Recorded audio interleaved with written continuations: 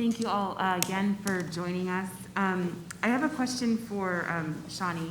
Obviously, you work in an area that I represent, and I think that one thing we haven't heard a lot about today is the specific effects on our LGBTQ community, specifically our trans youth.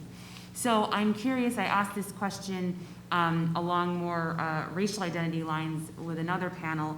Are there specific interventions that you believe work especially well, especially for that youth cohort? Mm-hmm. And if so, what are those? So thank you, Senator, for your question.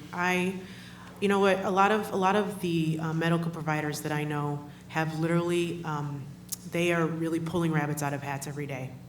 And I think you all should understand that we have really tried to become creative and innovative on how we reach our patients. And so to answer your question, I think it should be community-based intervention, which means that somebody that looks like them is reaching out to them, not somebody who does not look like them. We're talking about trans LGBTQ people of color, right? We actually need people of color to be reaching out to people of color. And that those programs need to be funded. They need to have community backing. One of the things I'd love to see is have trans people or trans experienced people actually get paid, right? Because jobs are if you're not cis passing, which means if you don't look like a cis male or female, it's really hard to get a job. And so they need to be paid for that, to reach out to their folks, right? Because they're also experiencing the trauma they're living out the trauma where they're trying to help somebody else. So that would be one thing I would do.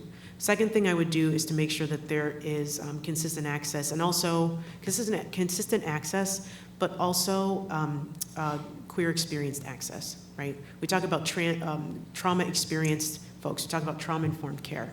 Really, we need queer informed care. And so I think that if we had that, the stigmatization that comes with being LGBTQ, young, or trans experienced, that would really dramatically increase because people would feel safe going to these spaces.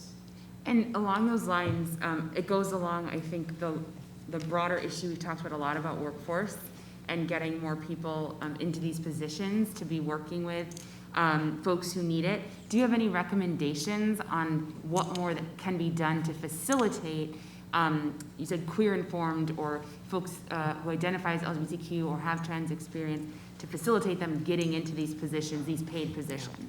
Yeah, I think we just have to be consistent with making sure the money's there.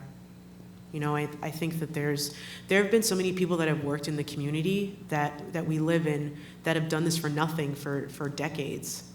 And so they just do it. But they're also tired. And so they need to make sure that there needs to be a guarantee of payment, right? I think the thing is too is like if it's a grant, is that grant going to end? Is that money going to go someplace else? And remember, we have people that are just about to the line where they're also going to be homeless themselves. And so there has to be consistency from the state level, not the local level, the state level, making sure that there's consistent services and access to and money to pay these folks.